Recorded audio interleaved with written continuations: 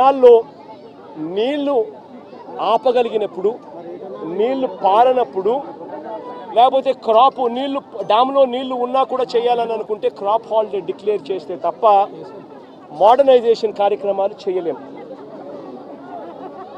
2008 నుంచి ఏలేరు మోడర్నైజేషన్ కార్యక్రమం జరుగుతూనే ఉంది. కొత్తగా చంద్రబాబు నాయుడు గారు చేసేదేమీ లేదు, చేసింది లేదు. 2008లో ఆ దివంగత ప్రీతమ నాయకుడు రాజశేఖర రెడ్డి గారు ఏలేరు రిజర్వాయర్కు సంబంధించి నాన్నగారు మోడర్నైజేషన్కు శ్రీకారం చుట్టాడు. అప్పట్లో 138 కోట్ల రూపాయలు కేటాయిస్తూ ఆ దివంగత నేత ప్రీతమ నాయకుడు రాజశేఖర రెడ్డి గారు నాన్నగారు ఏలేరు కెనాల్కు సంబంధించిన మోడర్నైజేషన్ కార్యక్రమం చేపట్టాడు. నాన్నగారు చనిపోయిన తర్వాత మళ్ళీ ఆ కార్యక్రమం ఎవరు పట్టించుకోలేదు. చంద్రబాబు నాయుడు వచ్చాడు 2014లో. ఆయన ఏమైనా పట్టించుకున్నాడా? 295 కోట్లకు అంచనాలు పెంచాడు. మరి ఆయన 5 ఏళ్ళు ఉన్నాడు కదా, మరి ఎందుకు చేయలే అంటున్నా.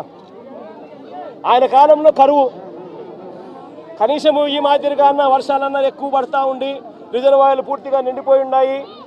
రిజర్వాయర్లు నిండున్నాయి కాబట్టి రైతులకు కెనాల్ నుంచి నీళ్లు పంపకపోతే రైతులకు ఇబ్బంది కలుగుతుంది. నీళ్లు ఉండి రైతులు వ్యవసాయం చేయలేని పరిస్థితిలోకి పోతారు అన్న పరిస్థితి అప్పట్లో కూడా లేదు.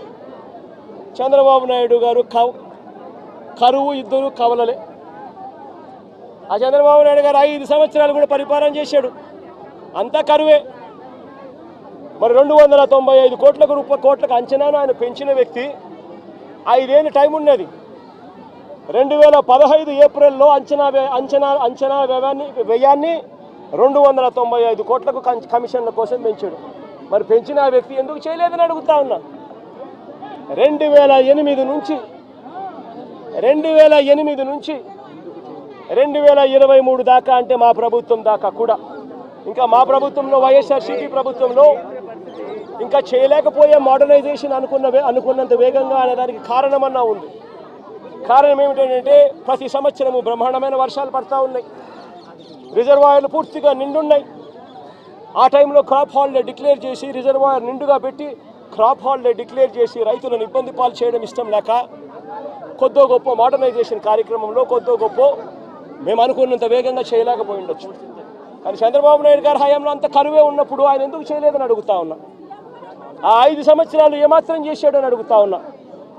2008 ఆ దివంగత నేత ప్రీతమ నాయకుడు రాజశేఖర రెడ్డి గారి హయాం నుంచి 2023-24 జగన్మోహన్ రెడ్డి గారి హయాం వరకు, జగన్ హయాం దాకా, మధ్యలో చంద్రబాబు హయాంతో కూడా కలుపుకుంటే కూడా ఇది కెనాల్ మోడర్నైజేషన్ కాబట్టి పంటలు అప్పుడప్పుడు ఆపుకుంటూ క్రాప్ హాలిడే డిక్లేర్ చేస్తూనే మోడర్నైజేషన్ చేయాల్సి వస్తుంది.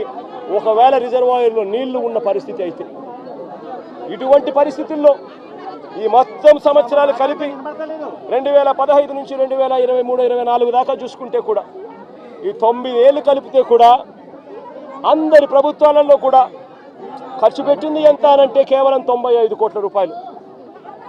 మరి నేను అడుగుతా ఉన్నా, మరి ఇది ఏమాత్రం ఇంకిత జ్ఞానం ఉన్న ఈ చంద్రబాబు నాయుడు గారు ఈ మాదిరిగా అబద్ధాలు ఆడడం ధర్మమేనా అని అడుగుతా ఉన్నా. ఒకవైపున ఏలేరు రిజర్వాయర్కి సంబంధించి ఫ్లడ్ కుషన్ మేనేజ్మెంట్లో పూర్తిగా విఫలమై కావాలని ఒక మ్యాన్ మేడ్ ఫ్లడ్ క్రియేట్ చేసి రైతులందరినీ కూడా ఇబ్బంది పాలు చేసి ప్రజలందరినీ ఒకవైపున ఇబ్బంది పాలు చేసి ఇంకా వేలెత్తి చూపిస్తాడు జగన్ మీద. నేను అడుగుతా ఉన్న, చంద్రబాబు నాయుడు గారు ప్రభుత్వం వచ్చి దాదాపు 4 నెలలు అయిపోయింది. ఇప్పటికైనా కూడా చంద్రబాబు నాయుడు గారి హయాంలో ఏదన్నా జరుగు, ఎక్కడన్నా జరుగు, ఏమన్నా జరుగు, దానికి కారణం జగన్ అంటాడు. ఎక్కడేమన్నా జరుగు, కారణం జగన్. విజయవాడలో వరదలు వచ్చినా జగన్, ఏలేరు రిజర్వాయర్ వచ్చినా జగన్, ఆంధ్ర రాష్ట్రంలో కోవిడ్ వచ్చినా జగన్. చంద్రబాబు నాయుడు గారి హయాంలో చంద్రబాబు నాయుడు గారు ఏమి చేయలేకపోయినా కారణం జగన్ జగన్ జగన్ జగన్ జగన్ జగన్.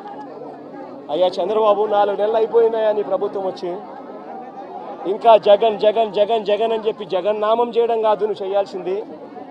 రాష్ట్ర ప్రజలకు నిజాయితీతో పాలన చేయడం నేర్చుకొని అడుగుతా ఉన్నా. రాష్ట్ర ప్రజలకు న్యాయంగా ధర్మంగా ఇవ్వాల్సింది ఇచ్చే కార్యక్రమం మీద ధ్యాస పెట్టుకొని అడుగుతా ఉన్నా. ఇదే మనిషి పెద్ద మనిషి చంద్రబాబు నాయుడు గారి హయాన్ని ఒక్కసారి చెప్తా ఉన్నా.